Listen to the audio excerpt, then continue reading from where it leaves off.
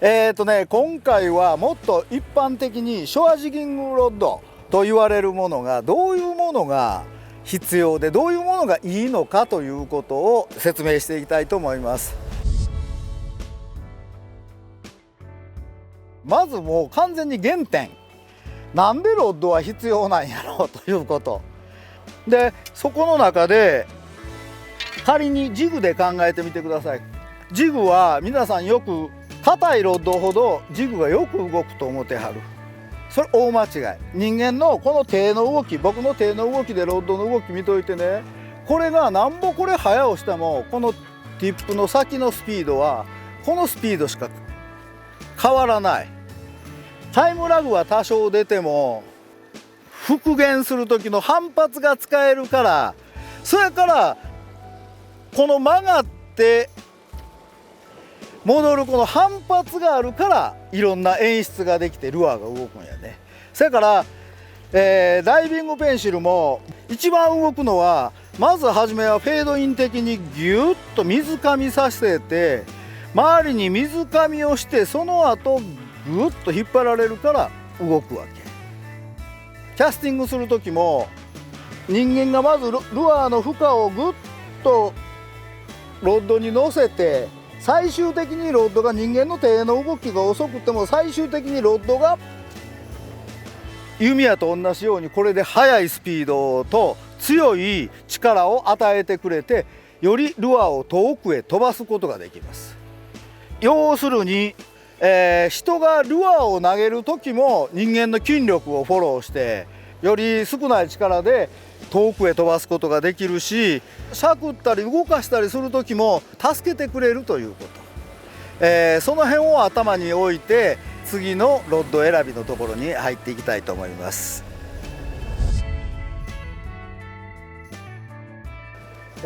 というようないいロッド、どういうロッドを選べばいいのかということを今までお話ししてきましたけども、一番自分がよく使うルアーがキャスティングする時も操作する時も適度に曲がる、自分のそれと筋力と合わせて、そういうものを選んでもらったらいいんですけども、このジャンルは使うルアーのウエイトだけ見ても、すごい範囲が広いものになります。朝このでかい230に対応してくれてた青物がこれには全然反応せず、これにしか反応しないようなことにもなるのが青物です。だから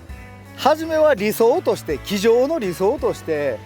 キャスティングする時に曲がってルアーの今度操作する時の負荷を受ける、操作で負荷を受ける時にもいい曲がりをするものというものを考えたらね、今までの、既成事実というか今までの常識の形やったらロッドが3本いります。だけどそこでいちいちリールとかセットして3本でそんなに変えまれへんから、できるならそれが1本のロッドでいけないかということを考えてしたのがこのアキュラを作った一番元のコンセプトです。実際また、別の動画でも見てもらったら分かりますけども、こんな 30g のこのルアーからこの、230、約 100g ほどあるんかな、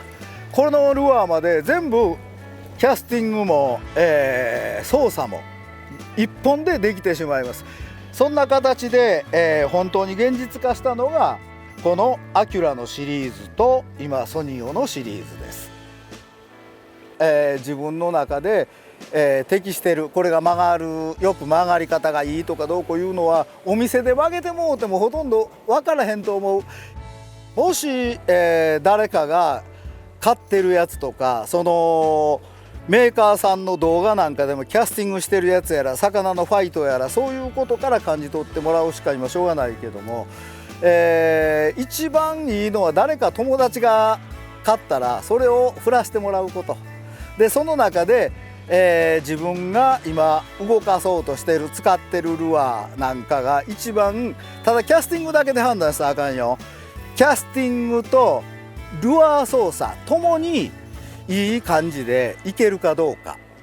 ということ、そこを頭に置いてロッドセレクトしてもらったらいいと思います。